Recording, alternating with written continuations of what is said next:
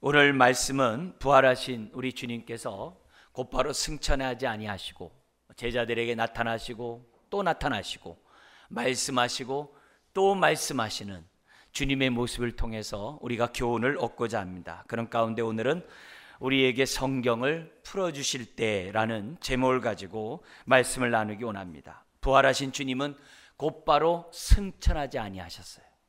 40일 동안 10여 차례 부활의 주님은 제자들에게 나타나셨습니다. 성경은 하나님을 만난 자들의 증언집입니다. 부활하신 주님을 만난 제자들의 기록이 바로 성경입니다. 만약에 부활하신 주님이 제자들에게 나타나지 아니하고 곧바로 승천했으면 어떻게 부활의 증인들이 있을 수 있겠습니까? 부활의 증인이 있어야 증거가 되고 그들의 기록이 있어야 오늘 우리들에게 성경이 되지 않겠습니까? 이 모든 것을 아셨던 주님은 40일 동안 10여 차례 제자들에게 나타나셨습니다. 사도 요한은 요한일서 1장 1절에 이렇게 말합니다. 우리가 들은 바요 눈으로 본 바요 자세히 주목하고 우리가 주목하여 보고 손으로 만진 바라고 증언하고 있습니다. 우리는 부활의 목격자들의 증언인 성경을 통하여 부활하신 주님을 우리가 믿고 만나고 또 부활하신 주님과 함께 신앙생활하는 저와 여러분들이 되어야 될 줄 믿습니다. 우리 주님이 왜 40일 동안 10여 차례 제자들이 나타나셨을까요? 제자들이 안 믿기 때문에 그래요. 여러 번 나타나고 여러 번 증인들이 있음에도 불구하고 제자들이 믿지 못하니까 우리 주님은 나타나고 또 나타나고 말씀하고 말씀하신 것을 봅니다. 이걸 보면 인간의 이성이 부활을 이해하기가 어렵다는 것을 보여줘요. 심지어는 사람들이 갖고 있는 앙심 또한 부활을 믿기가, 부활을 받아들이기가 어렵다는 것을 우리들에게 보여줍니다. 만약 성경에 주님의 제자들이 예수님의 증언을 듣자마자 곧바로 믿었다, 할렐루야다, 그러면 오히려 신빙성이 떨어집니다.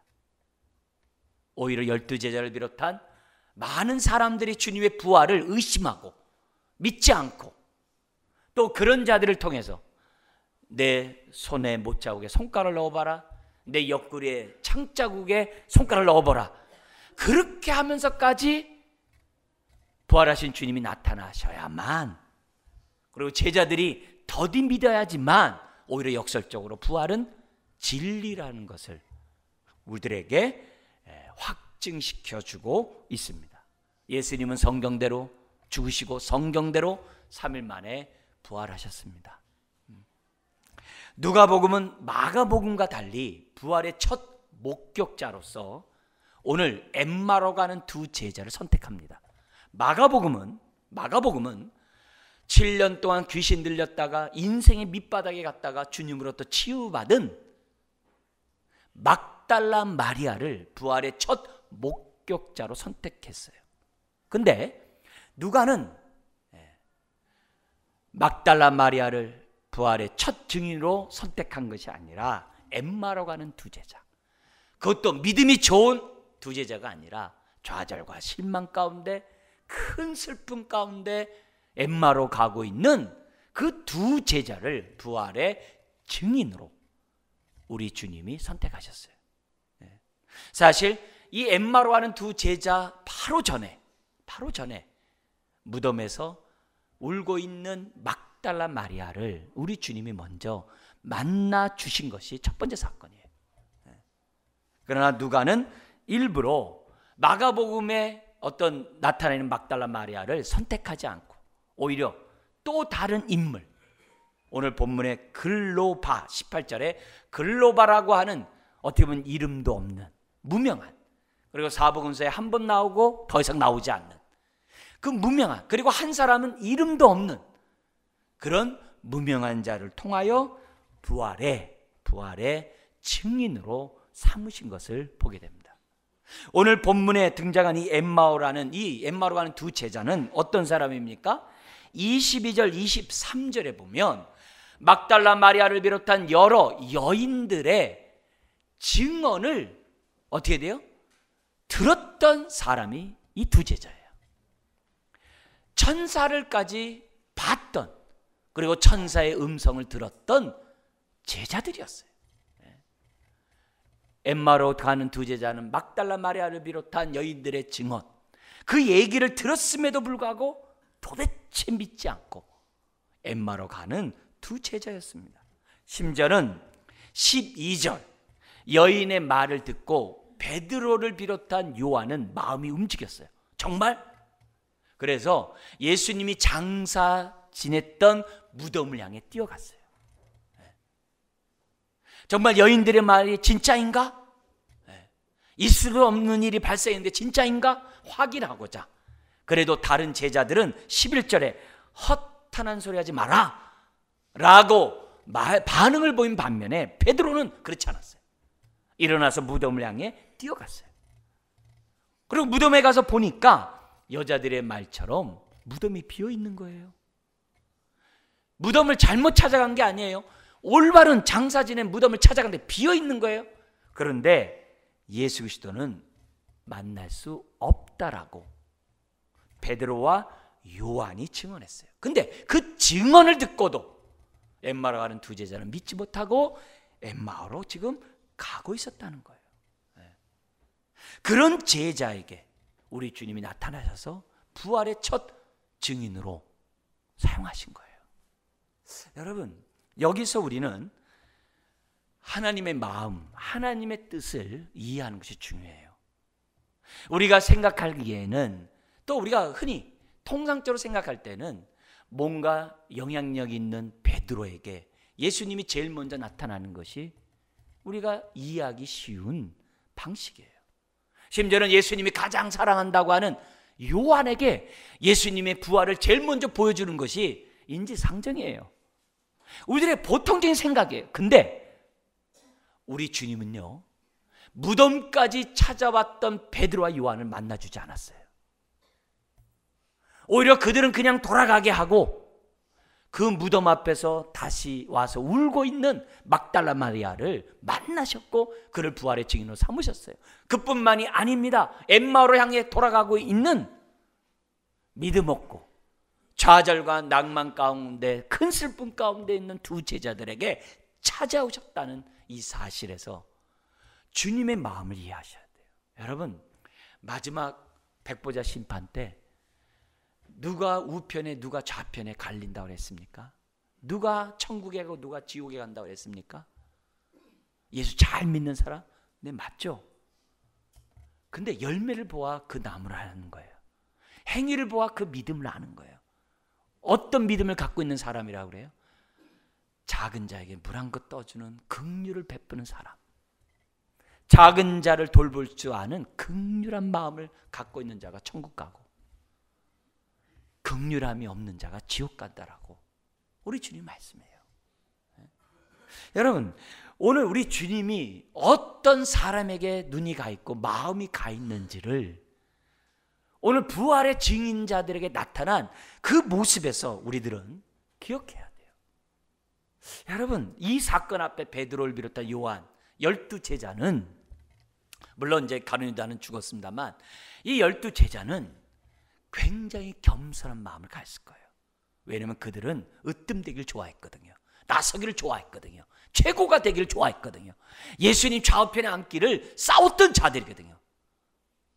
근데 그들에게 먼저 나타나지 않았어요. 만약에 먼저 나타났다면, 거봐라, 예수님 나를 갖다가 얼마나 사랑하는 줄 알아? 베드로, 당신보다 나에게 먼저 나타났어. 요한, 당신에게 나에게 먼저 나타나셨어 하면서 또 어떻게 돼요? 더 다퉜을 거예요. 우리 주님은 그런 다투고 으뜸되기를 원하는 12제자, 가장 존경과 영광을 받는 그 높은 지위에 있는 12제자에게 먼저 나타나지 않았어요. 이 사실은 베드로와 요한을 겸손하게 만들었을 거예요. 야, 주님의 일꾼이 되려면, 주님의 종이 되려면 정신 차려야 되겠다. 이런 생각을 가지고는 정말 천국에 가서 말제가 되겠구나. 제자들은 그렇게 생각했을 거예요. 오히려 반대로 막달라 마리아와 엠마로 가는 글로바와 같은 이 두 제자에게 나타나신 주님을 통하여 그 당시 제자들은 깨달았을 거예요. 아, 부활의 증인이라는 것은 영향력 있는 사람들만 전하는 게 아니구나. 막달라 마리아도 부활의 증인이 돼야 되고, 글로바와 같은 사람도 증인이 돼야 되고, 그리고 신앙이 좋은 사람들에게만 나타나는 게 아니구나. 좌절과 실망 가운데 있는 엠마로 가는 두 제자가 나타나는구나. 이걸 생각하면서 사람들이 무슨 생각하겠어요? 그러면 하나님이 나를 부활의 증인으로 쓰시기 원하는구나. 나같이 비천하고 모자르고 부족해도 하나님은 나를 부활의 증인으로 쓰시기를 원하는구나. 이런 사실을 그 당시 사람들은 깨달았을 거예요. 또한 오늘 우리들이 깨달아야 돼요. 그래서 하나님 앞에서 교만하면 안 돼요. 심지어는 하나님 앞에서 나 같은 자를 뭐 쓰실까? 다른 사람도 쓸 사람 많은데 그렇게 생각하면 안 돼요. 하나님 앞에서는 모든 자가 다 존귀한 자예요. 세상의 수준으로 나를 평가하지 마세요. 그건 사탄의 생각이에요. 하나님의 생각으로 나를 평가해야 돼요.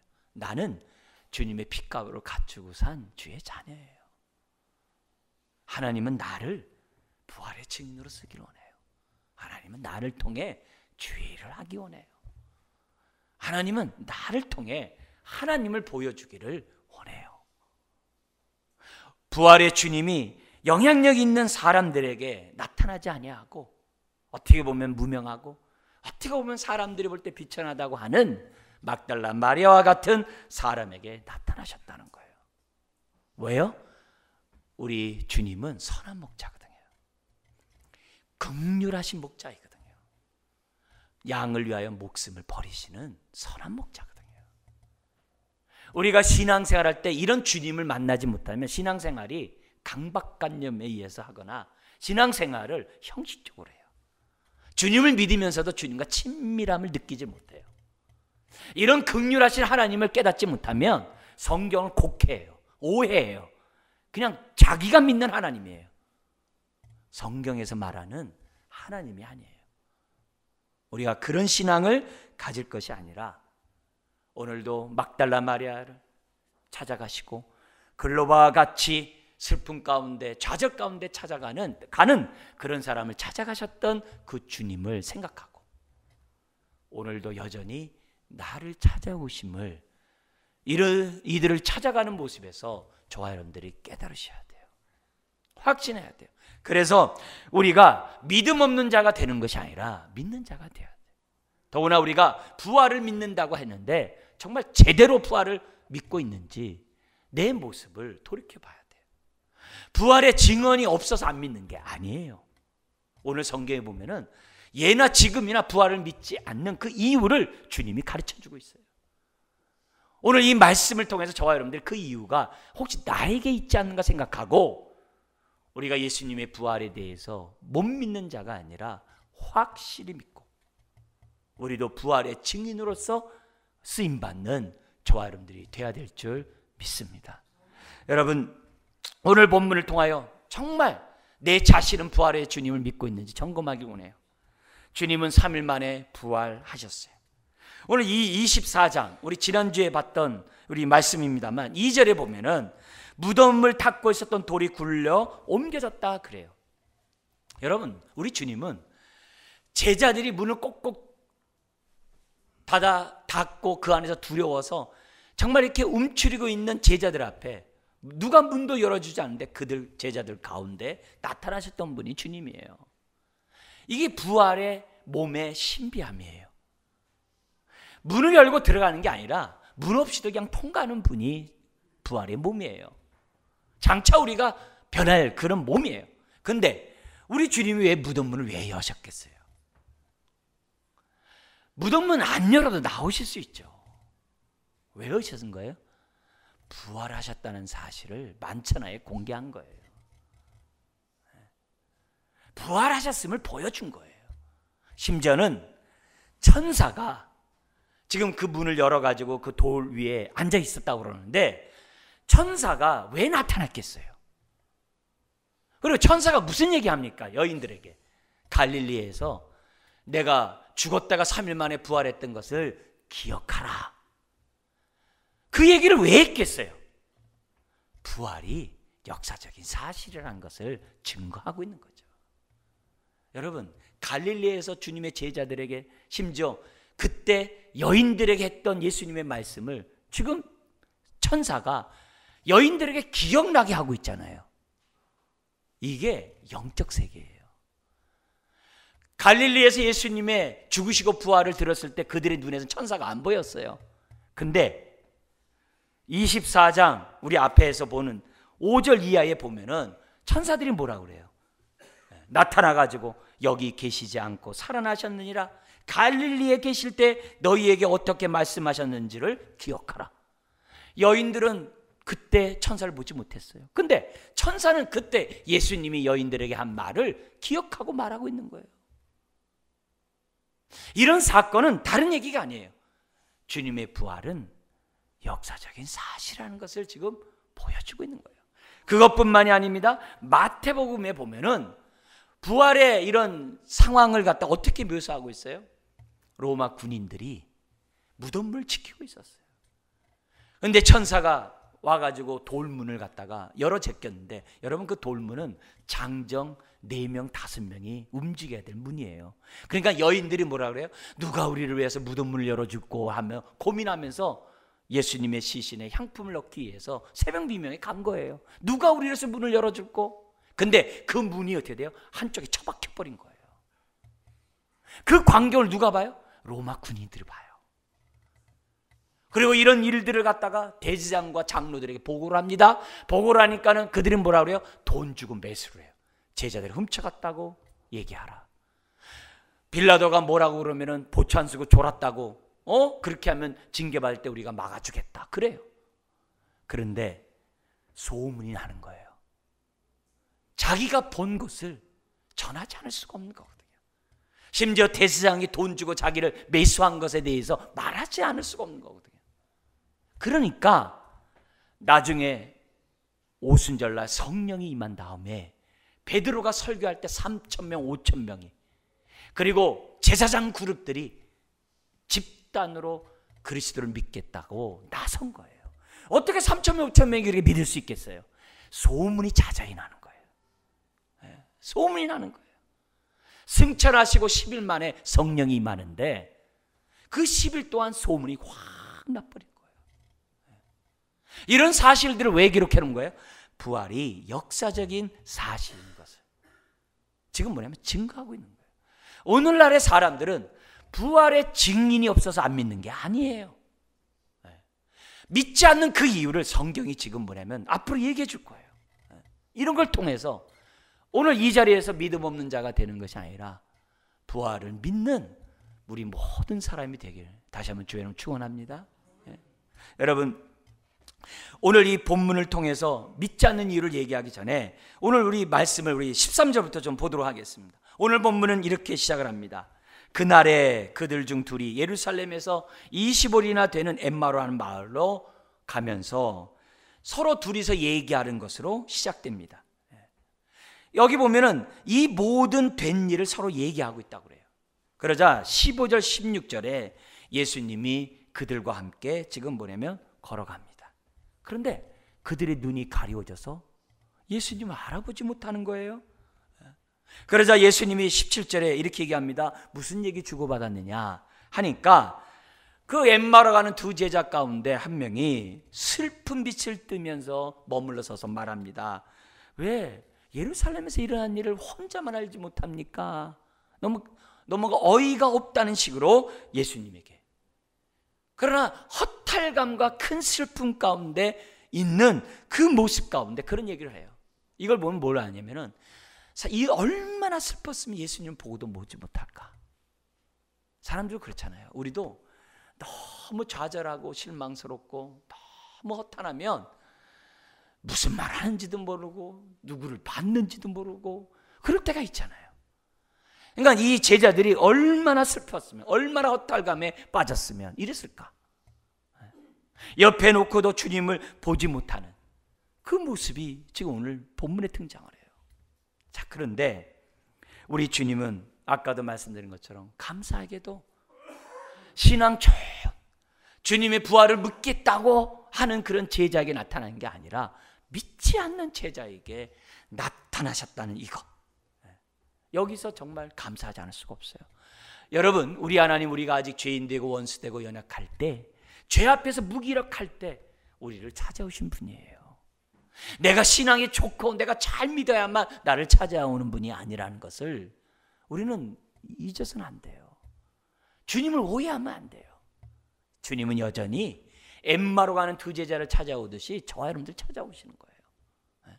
심지어 내가 주님을 거절하고 주님 앞에 배반하고 불순종하는 내 모습이라 할지라도 주님은 여전히 우리들에게 찾아오세요. 왜요? 사랑하기 때문에.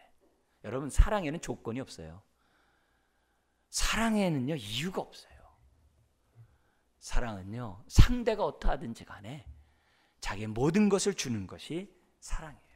이걸 저와 여러분들이 알아야 신앙생활하기가 편해요. 신앙생활하기가 기뻐요. 형식적으로 마지못해 하는 그런 일들이 우리의 모습에서 자리 잡을 수가 없는 거예요. 이런 모습을 저와 여러분들이 깨달아야 됩니다. 자, 그들을 찾아오셨던 슬픔 가운데 답변하는 제자들에게 그 문제를 해결해 주고자 우리 주님이 19절에 이렇게 묻습니다. 무슨 일이냐? 몰라서 묻습니까? 다 알죠. 그러나 그들의 답변을 통해서 뭘 알게 하는 거예요? 그들이 왜 더디 믿고 믿지 못하는가? 그 이유를 그들 스스로가 깨닫도록 하기 위해서 우리 주님이 어떻게 돼요? 질문하신 거예요. 무슨 일인데? 알면서도 묻는 거예요. 무슨 일인데? 그러니까 우리 그 사람들이 답변합니다. 19절에서부터 21절까지, 21절 상반절까지 우리 같이 한번 읽어볼까요? 이르시되 무슨 일이냐? 이르되 나사렛 예수의 일이니 그는 하나님과 모든 백성 앞에서 말과 일에 능하신 선지자이거늘 우리 대제사장들과 관리들이 사형 판결에 넘겨주어 십자가에 못 박았느니라. 우리는 이 사람이 이스라엘을 속량할 자라고 바라노라. 첫 번째 답변이 바로 지금 읽었던 답변이에요. 이들은 예수님에서 어떻게 생각했냐면은 이스라엘을 속량할 자로 생각했고, 그리고 선지자로 생각했다는 거예요. 이 말을 종합하면은 이스라엘의 속량은 그 당시 로마의 압자로부터 정치적으로 해방해 줄 것을 그들은 기대했다는 거예요. 근데 왜 선지자냐? 모세와 같은 선지자가, 모세가 애굽에서 이스라엘을 해방했듯이 모세와 같은 선지자가 로마로부터 이스라엘을 구원할 것으로 이 제자들은 생각했다는 거예요. 여러분, 예수님 올바로 한 거예요? 모르는 거예요? 그들은 하나님의 아들로, 그들은 메시아로 예수님을 본 것이 아니었어요.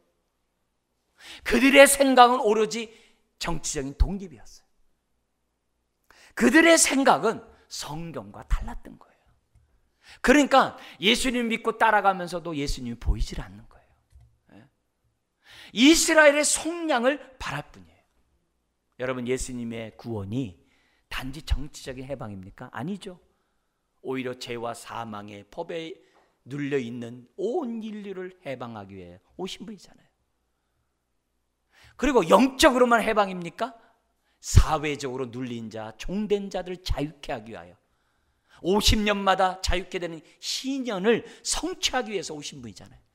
사회적으로, 종교적으로 남자나 여자나 유대인이나 이방인이나 주인이나 종이나 다 평등하도록 하기 위해서 오신 분이 주님이잖아요. 사회적으로만, 정치로만 통일이 해방입니까? 그것만이 아니죠.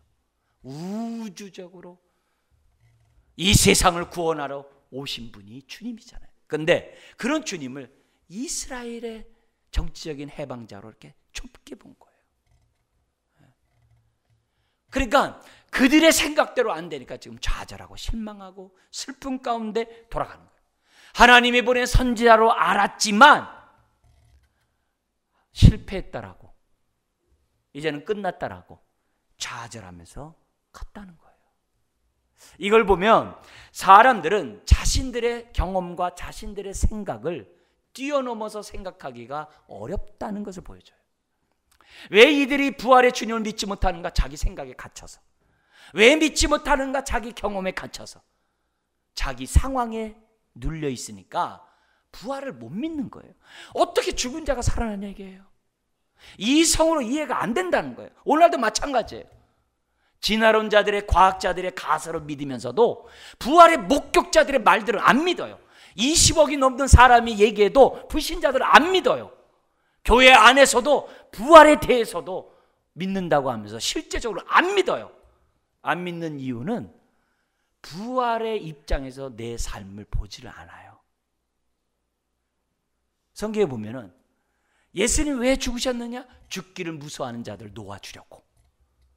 만약에 죽음이라는 입장에서 보면요, 죽음 앞에 우리는 절망하게 돼 있어요. 근데 죽음이 끝이 아니라 영원한 세계의 출발이라는, 죽음이 끝이 아니라 부활이 있다는 생각을 가지고 죽음을 보면 어떻게 돼요? 오히려 죽음은 영광스러운 거예요. 왜요? 하나님 품에 안기니까. 우리들의 생각이 부활의 안목으로 내 삶을 볼 수 있어야 부활을 믿는 자거든요. 입술로는 죽고 부활한 것을 믿는다고 하면서도 막상 삶에서는 내 환경에 갇혀 있어요. 좌절과 슬픔과 낭망 앞에 속숨체로 넘어져 버려요. 믿음은 온 데가 없어요. 자기 생각에, 경험에 얽매여 있는 거예요. 여러분, 그 당시 이스라엘 사람들이, 심지어 제자들도 이스라엘의 독립에 얼마나 그들의 마음이 꽂혔는지 승천하는, 사도행전에 보면 승천하시는 주님 앞에 물어요. 주님, 언제 이스라엘이 해방돼요? 그만큼 사람들은 자신들의 환경에서 벗어나지 못하고 있다는 거예요. 그렇다면 오늘 이 말씀 보면 이 엠마로 가는 이 두 제자의 큰 슬픔은 올바른 사실에 의한 슬픔입니까? 잘못된 자기 생각에 의한 슬픔입니까? 전자의 후자예요. 후자죠. 이들의 슬픔은 올바른 사실에 의한 슬픔이 아니에요. 이미 주님이 부활했는데도 이들은 슬픔 가운데 있는 거예요. 이미 무덤 문은 열렸는데도 여인들은 누가 우리를 위해서 무덤 문을 열어줄고 하면서 근심하는 거예요. 우리가 하고 있는 근심과 이 슬픔이 내 상상에서 왔다는 사실을 잊어서는 안 돼요. 이런 일들이 너무 많아요. 내가 겪고 있는 이 슬픔과 이 염려와 여러 가지들이 내 생각에 가로막혀서 내 경험에 눌려가지고 내 스스로의 생각 속에서 한 것들이 너무 많다는 것을 저와 여러분들 잊어서는 안 돼요. 그러니까 자기 생각에 넘어가는 부활의 사건을 못 믿는 거예요. 사도개인처럼 어떻게 부활이 있냐 그래. 예수님 뭐라 그래요? 너가 하나님의 능력을 오해했도다. 그리고 하나님은 죽은 자의 하나님이 아니라 산 자의 하나님, 아브라함과 이삭과 야곱의 하나님이다. 죽은 자의 하나님이 아니라 산 자의 하나님이라고 얘기해도 못 믿는 거예요. 사람이 죽으면 끝이지. 여러분, 부활의 안목에서 내 삶을 볼 수 있어야 돼요. 다른 말로 하면은 내 생각으로, 내 경험으로 내 삶을 보지 말고 하나님의 안목과 하나님의 말씀으로 내 삶을 해석할 수 있어야 돼요. 그래야 여기 나오는 여자들처럼 또 뭐예요? 제자들처럼 이런 허망한 슬픔에, 허망한 염려에 빠지지 않을 수가 있다는 거예요. 죽음 앞에 두려워하는 것도 다 뭐예요? 허망한 두려움이죠. 부활이 없는 사람이 느끼는 감정인 거죠. 부활이 있으면 죽음이 허망한 죽음이 아니라 죽음은 하나님 품에 안기는 첫 문을 여는 과정이라는 사실을 사람들 생각하게 되는 거죠. 우리의 삶이 이 생뿐이면 우리가 제일 불쌍한 자죠. 이 생뿐이 아니기 때문에 우리가 복된 자죠. 오늘도 우리가 이 주일날 부활을 기념하는 이날 모여서 예배하는 것도 우리에게는 이 생뿐이 아니라 하늘나라가 있고 죽음이 끝이 아니라 그 후에 영원한 삶이 있기 때문에 오늘 우리가 이 자리에 모인 거 아닙니까? 안타깝게도 이들은 자신의 생각에 갇혀서 슬퍼하고 염려하고 근심하고 걱정하고 그렇게 하고 있는 거예요. 허상의 인생을 허비하는 거예요. 오늘 이런 부활의 주님이 그들에게 나타나심으로 그들의 슬픔이 잘못됐다는 것을 지적하고, 그리고 앞으로는 그렇게 생각하지 말고 하나님의 말씀에 따라 하나님의 안목으로 우리들의 삶을 봐야 한다는 것을 주님이 지적해 주는 거예요. 그러면서 두 번째 그들의 답변이 계속됩니다. 뭐라고 얘기하냐면 21절 하반절에서부터 24절인데요. 뭐라냐면은 이뿐 아니라 이 일이 일어난 지가 사흘째요. 사흘째라는 거예요. 사흘째인데 자기는 너무나도 허망한 얘기를 들었다는 거예요. 무슨 얘기요? 아까 얘기한 것처럼 22절. 여인들의 어떤 여자들의 주님이 부활했다는 얘기를 들었다는 거예요. 천사를 봤다는 얘기를 한다는 거예요. 심지어는 베드로와 요한이 가서 봤는데도 무덤은 비어 있지만 예수는 보지 못했다라고 24절에 그들이 답변하는 거예요. 이 말은 뭐예요? 황당무계하다 이게.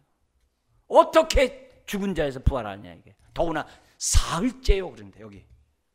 어떻게 그런 일이 있을 수 있냐 이게.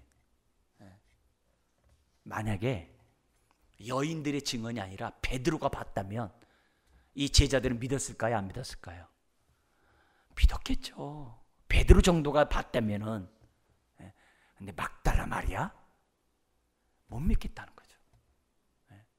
우리도 세상에 너무 영향을 많이 받아서 뭔가 이렇게 있는 사람이 얘기하면 있는 것 같아요. 없는 사람이 얘기하면 신경도 안 써요. 무관심해요. 근데 역설적으로 성경에 고린도전서 1장에 보면 이런 말씀이 있어요. 이게 하나님의 지혜래요. 하나님의 지혜래요. 뭐라고 얘기하냐면 이렇게 얘기해요. 하나님께서 세상에 미련한 것들을 택하사 지혜 있는 자들을 부끄럽게 하시려고, 세상에 약한 것들을 택하사 강한 것들을 부끄럽게 하려 하시며, 하나님께서는 세상에 천한 것들과 멸시받는 것들과 없는 것들을 택하사 있는 것들을 폐하려 하시나니.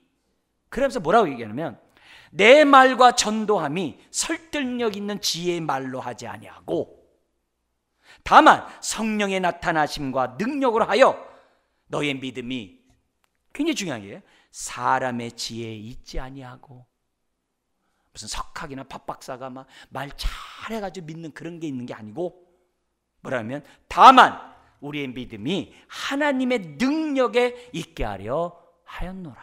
이렇게 돼 있어요. 우리가 믿는 것이 머리가 좋아서 믿어요? 천만에요. 하나님의 은혜로 믿는 거예요. 성령님의 능력으로 믿는 거예요. 제가 설명 잘했다고 믿어져. 그거 아니에요. 하나님의 은혜로 우리의 마음을 열어줘야 돼요. 어떻게 부활이 있어요? 믿어지는 게 신기하죠. 그게 성령의 능력이라 이거예요. 오늘날도 마찬가지예요. 낮은 자를 통하여 하나님은 복음을 전해요. 그래서 교만한 자를 다 없애는 거예요. 없는 자를 통해 하여, 그래서 있는 자를 다 없애는 거예요. 그렇다고 있고 뭐 지혜로운 자를 다 지옥 가게 한다는 얘기 아니라 겸손하지 않으면 끝이라는 거예요. 오히려 이들의 말을 통하여 진리가 사실인 것을 오히려 뭐예요? 드러내시는 거예요. 그래서 우리는 하나님 말씀 앞에 겸손해야 돼요. 함부로 내 이성을 가지고 뭐 판단하고 가위질하면 안 돼요. 말씀을 있는 그대로 찾고 어떻게 돼요? 들어야 돼요. 우리가 자꾸 마음에 새겨야 돼요. 왜 교회에서 성경 암송을 왜 자꾸 시킵니까? 외우기 좋아하는 사람이 누가 얼마나 되겠어요? 왜 싫은 거 자꾸 왜 싫어요? 왜 시켜요? 여러분, 암송은요, 우리는요 죄성이 어떤 죄성이 있냐면 듣고 싶은 것만 듣고 싶어하는 죄성이 있어요. 보고 싶은 것만 보고 싶어하는 죄성이 있어요. 그래서 성경도요 자기가 좋아하는 것만 외워요. 여러분, 그럼 끝입니다. 우리는요 내가 외우기 싫은 말씀도 내 마음에 새겨야 돼요. 듣기 싫은 것도 새겨야 돼요. 하나님의 말씀이라면 겸손하게 좀 받는 사람이 되라고 자꾸 암송시키는 거예요. 우리 오늘 오후에 부서별 해요. 나 이거 외우는 거 이거 하나만. 여러분, 그렇게 하면은 부활의 증인으로 못 살아요. 부활의 능력 가운데 살지 못해요. 저는 하나 외우면 2개 잊어버려요. 여러분, 그렇게 하면 안 돼요. 성령님이 죽었어요. 그렇게 하면 안 돼요. 영이요 생명의 말씀, 그렇게 되면 안 돼요. 여러분, 전화번호 외우면요 성경 구절 다 외워요. 여러분, 지보수 외우면 다 외워요. 하나님 앞에 겸손해야 돼요. 있는 그대로 받고자 하는 우리 마음밭이 돼야 돼요. 네? 자, 이렇게 답변하는 제자들 앞에 그들을 올바른 믿음 가운데 세우고자 우리 주님이 지금 어떻게 돼요? 그 문제를 해결합니다. 해결하는데 2가지로 해결을 해요. 이 방법은 오늘날 부활을 믿지 않는 사람들의 이유 2가지이기도 해요. 첫 번째가 뭐냐? 25절에 이렇게 얘기해요. 이르시되 미련하고 선지자들이 말한 모든 것을 마음에 더디 믿는 자들이요. 마음밭의 문제라는 거예요. 첫 번째가. 너희들이 지금 뭐냐면 더디 믿고 있다는 거예요. 너희 마음밭이 오토밭이 아니라는 거예요. 너희 마음밭이 하나님의 말씀을 듣는데 지금 뭐예요? 더디 믿는 마음밭이래요. 마가복음에는요 완악하다 그랬어요. 너희 마음에 문제가 있기 때문에 부활을 못 믿는다는 거예요. 오늘날 왜 사람들이 부활을 안 믿습니까? 20억이나 되는 사람이 믿는데도 왜 안 믿습니까? 마음이 굳어져 있거든요. 하나님의 은혜로 그 마음이 부드러워야 되는데 세상 것으로 찌들어 있거든요. 자기의 경험과 자기의 아집으로 아주 똘똘 뭉쳐져 있거든요.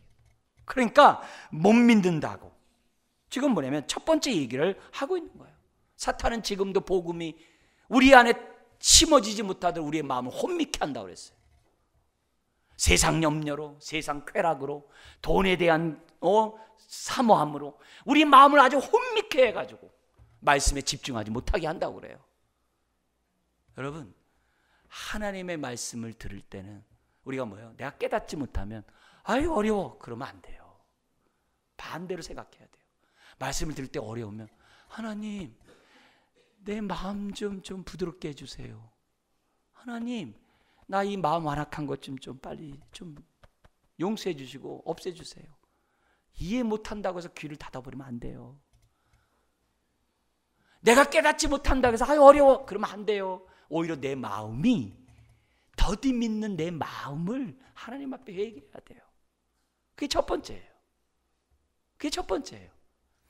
그리고 나서 2번째 얘기를 해주는 거예요. 안 믿는 이유가 왜 제대로 안 믿느냐? 마음밭의 문제도 있지만 2번째는 뭐냐면 성경을 보더라도 잘못 깨닫기 때문에 못 믿는다는 거예요. 근데 잘못 깨닫는 이유가 뭐냐? 26절이에요. 같이 한번 읽겠습니다. 그리스도가 이런 고난을 받고 자기 영광에 들어가야 할 것이 아니냐 하시고, 이 말이 무슨 말이에요? 십자가 없이 부활이 없다는 거예요. 고난 없이 영광이 없다는 거예요. 이게 하나님의 본뜻이에요. 근데 사람들은요, 고난은 나쁜 거, 피해야 되는 거, 부정적인 거, 없애야 되는 거, 고난은 이건 하나님 뜻이 아닌 거, 고난에 대해서 부정적인 생각으로 가득 차 있기 때문에 사탄이 주어진 생각이죠. 그래서 고난 없이 영광을 얻으려고 하는 거예요. 십자가 없이 영광만 받으려고 사람들이 어떻게 돼요? 자꾸 살아가는 거예요. 그러니까 뭐예요? 성경에는 창세에서부터 말라기까지는 그렇게 고난받으시고 영광에 들어가심에 대한, 죽으시고 부활하심에 대한 얘기가 성경에 그렇게 많아도 안 들어오는 거예요. 난 놓고 기억자는 모르는 거예요. 왜요? 내 생각이 이미 고난은 나쁜 거야, 고난은 없어야 돼, 고난 없이 영광만 얻어야지, 이게 딱 있으니까 성경을 봐도 이해가 안 되는 거예요. 그게 2번째 이유예요. 오늘날 교회 다니면서 내가 부활을 왜 못 믿냐? 성경을 보지 않아서 그래요. 근데 성경을 보는데요, 보더라도 고난 없이 영광만 얻으려고 성경을 보니까 안 보이는 거예요. 그래서 서로 여러분 성경 읽을 때 좋은 것만 밑줄 긋잖아요. 여러분 그렇게 신앙생활하면 안 돼요. 나중에 밑줄지 않은 데서 은혜를 받을 때 그게 진짜 성경 믿는 사람이에요. 왜요? 밑줄 안 긋은 거는 뭐예요? 맨 책망하고 회개하고 정신 차리라고 그러고 너 똑바로 살아라 그러고 너 그렇지 않으면 너 끝난다라고 맨 그런 얘기거든요. 여러분 거기서 은혜를 받아야 돼요. 거기서 은혜 받지 못하면 성경을 봐도 모르는 거예요. 더디 믿는 거예요. 그런 의미에서 주님이 두 번째 이런 얘기, 성경을 알아야 돼요. 그래서 우리 주님이 27절 뭐라고 얘기합니까? 같이 한번 읽겠습니다. 이에 모세와 모든 선지자의 글로 시작하여 모든 성경에 쓴 바 자기에 관한 것을 자세히 설명하시니라. 여기서요 우리가 잘 깨달을 것이 뭐냐면 도마에게처럼 내 손을 보고 믿어라, 내 옆구리 창자를 보고 믿어라, 그렇게 안 했어요. 우리 주님은 성경을 풀었어요. 우리 주님은 부활의 증인으로 삼는 데 있어서 내 손을 보여주면서 부활의 증인되라고 안 했어요. 만약 그렇게 됐다면 오늘도 우리 똑같이 그럴 거예요. 주님 나 좀 손 좀 보여주세요. 똑같이 그럴 거예요. 우리 주님 뭐라 그랬어요? 도마에게 보고 믿느냐? 보지 않고 믿는 자가 복되도다. 오고 오는 사람들이 하나님의 말씀에 따라 믿음을 가질 것을 깨닫도록 하기 위해서 우리 주님이 어떻게 돼요? 모세와 모든 선지자 예수님에 관한 그 말씀을 풀어서 부활을 믿도록 확증시켜 줬다는 거예요. 이 얘기는 우리의 경험보다 뭐가 우선돼야 된다는 거예요? 말씀이 우선돼야 한다는 거예요. 그래서 우리가 뭐예요? 말씀을 읽읍시다, 묵상합시다, 큐티합시다, 성경 공부합시다, 자꾸 그러는 거예요. 그렇지 않으면 우리는 어떻게 해요? 내가 보고 싶은 것만 보고 내가 듣고 싶은 것만 듣는 믿음 없는 자가 되거든요. 그렇게 우리가 신앙생활하면 안 돼요. 자, 그러면서 우리 주님이 그런 얘기를 쫙 설명을 하니까 이들의 마음이 뜨거워지는 거예요. 그런데 우리 주님이 날이 저물어 갔는데 그냥 지나가려고 하는 거예요. 그러니까 이 두 제자가 우리 같이 유하면서 우리 같이 식사합시다 하면서 예수님을 강청해가지고 지금 뭐예요? 음식 잡수시는 그 시간을 갖습니다. 그러자 30절에 그들과 함께 음식 잡수실 때 우리 주님은 돼요? 떡을 가지사 축사하시고 떼어 그들에게 주시니 그들의 눈이 어떻게 됐다고 그래요? 밝아져 그인 줄 알아보더니 그 순간 예수는 그들에게 보이지 아니하더라. 이게 뭐예요? 성만찬을 연상시키죠. 하나님의 은혜를 우리에게 주시는 방편 세 가지가 있어요. 하나는 말씀이고 하나는 기도예요. 그래서 우리는 말씀을 보고 기도하면 은혜를 받아요. 근데 말씀과 기도만 있는 게 아니라 한 가지가 더 있어요. 그게 뭐냐면 성례식이에요. 성찬식이에요. 그래서 우리 지난주에 했어요. 그러나 초대교회는 모일 때마다 했어요. 왜요? 주님의 살과 피를 기억하는 그 시간은 은혜 시간이거든요. 이 시간도 동일하게 어떻게 돼요? 주님이 축사하시고 떼어 그들에게 줄 때 눈이 밝아지는 거예요. 여러분, 우리들의 눈이 밝아지기를 주의 이름 축원합니다. 이게 하나님의 본심이에요. 왜 우리가 말씀을 듣습니까? 눈이 밝아지라고. 그러자 그들이 말을 합니다. 32절 같이 한번 읽겠습니다. 그들이 서로 말하기를 길에서 우리에게 말씀하시고 우리에게 성경을 풀어주실 때 우리 속에서 마음이 뜨겁지 아니하더냐 하고, 이미 뜨거우니까 예수님을 붙잡은 거예요. 예수님과 더 교제하고 싶은 거예요. 그들의 마음이 뜨거우니까 예수님과 함께 유하고자 했다는 것을 지금 뭐예요? 보여주고 있어요. 이게 말씀을 깨달은 자의 축복이에요. 감사하게도 말씀을 깨닫는 사람들은 공통적으로 마음이 뜨거워요. 마음이 뜨거워요. 말씀을 깨달으면 나도 모르게 눈물이 나요. 나도 모르게 평안해요. 나도 모르게 마음이 뜨거워요. 그리고 이런 사람은 더 말씀을 배우고자 해요. 많이 알았는데 더 배우려고 해요. 왜요? 말씀의 능력을 알기 때문에, 말씀을 통해 주님을 만나기 때문에. 여러분, 말씀에 대한 나의 태도를 보면 내 마음이 어떤지를 알 수 있는 거예요. 내가 말씀에 대한 사모함이 있으면 마음이 뜨거운 사람이요 옥토밭이지만 그렇지 않으면 부활의 능력 가운데 살지 못해요. 입술로만 주여 주여 하는 예수 믿는 사람이지 부활의 증인으로 살지 못해요. 우리의 생각하는 것이 부활의 능력 가운데 생각을 못해요. 그런 의미에서 오늘 우리 주님이 정말 이 메시지를 통해서 나에게 주시는 메시지를 봐야 돼요. 첫 번째, 내 마음은 어떤가? 두 번째, 나는 성경을 정말 알고 있는가? 오늘 이 두 가지 모습을 통해 우리의 믿음이, 부활에 대한 믿음이 견고하고 확실해야 될 줄 믿습니다. 그러자 33절, 그때로 일어나. 더 이상 거기서 지체할 수 없는 거죠. 예루살렘 제자들에게 찾아갑니다. 그리고 35절에 자기 된 일과 예수님을 만난 그 사건을 얘기하는 부활의 증인이 됩니다. 사랑하는 성도 여러분, 좌절과 낙심과 슬픔 가운데 세상을 돌아가던 제자들에게 주님이 나타나셔서 부활의 증인으로 삼으셨어요. 이런 자들에게 찾아오셔서 그들의 마음을 책망하고 그들에게 하나님의 말씀을 자세히 가르쳤던 그 주님은 오늘도 동일하십니다. 부활의 주님은 지금도 이 시간 저를 통하여 여러분들을 위로하고, 저를 통해 여러분의 마음을 기경하고, 저를 통해서 여러분들에게 말씀에 기초한 믿음을 갖도록 지금 뭐예요? 역사하고 계십니다. 오늘 이 말씀 앞에 내 마음을 활짝 열고 믿음 없는 자가 되는 것이 아니라 믿는 자가 되고, 그리고 내 생각 또한 부활의 능력 가운데 생각하고, 그리고 내 삶 또한 부활의 증인으로서 살아가는 저와 여러분 되시길 주의 이름으로 축원합니다. 기도하겠습니다. 하나님 아버지,